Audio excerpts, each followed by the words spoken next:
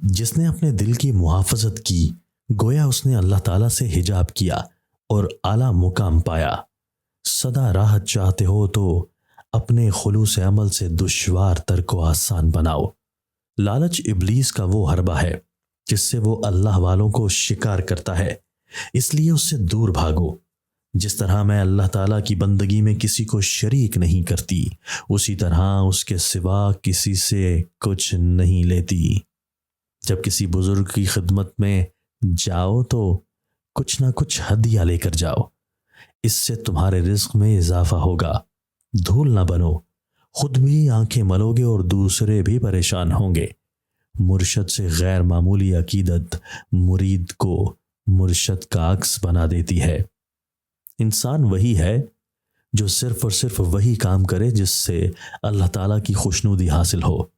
شیطان برے کام کرنے والے کو دیکھ کر خوش ہوتا ہے، جبکہ اللہ تعالیٰ نیک کام کرنے والے کو دیکھ کر خوش ہوتا ہے۔ جس طرح بیوی کے اوپر ساس کی خدمت فرض ہے، اسی طرح داماد پر بھی اپنی ساس کی خدمت فرض ہے۔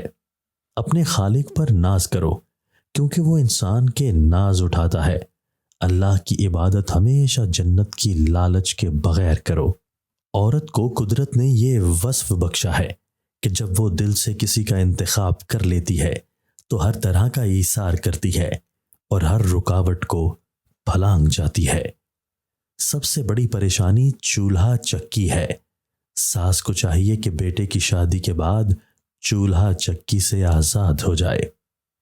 شوہر آدم کا قائم مقام ہے اور بیوی حوا کی قائم مقام ہے۔ جس گھر میں مہمانوں کی خوش ہو کر توازی کی جاتی ہے، اس گھر میں برکتیں نازل ہوتی ہیں۔ عورت اور مرد عمل خود اس کا نگہبان یا محاسب ہے۔ انسان سب سے زیادہ اپنے آپ سے محبت کرتا ہے۔ دنیا سے جانے کا کسی کا دل نہیں کرتا، لیکن موت کا آنا برحق ہے، وہ کسی کو بھی مہلت نہیں دیتی۔ انسان کا اصل سرمایہ اس کے اچھے اعمال ہوتے ہیں۔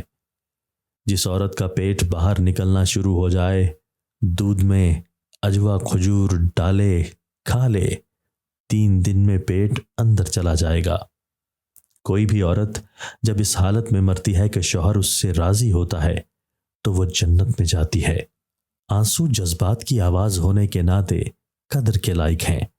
حقیقی خوبصورتی کا سرچشمہ دل ہے۔ اگر یہ سیاہ ہے تو چمکتی آنکھیں بھی بیکار ہیں۔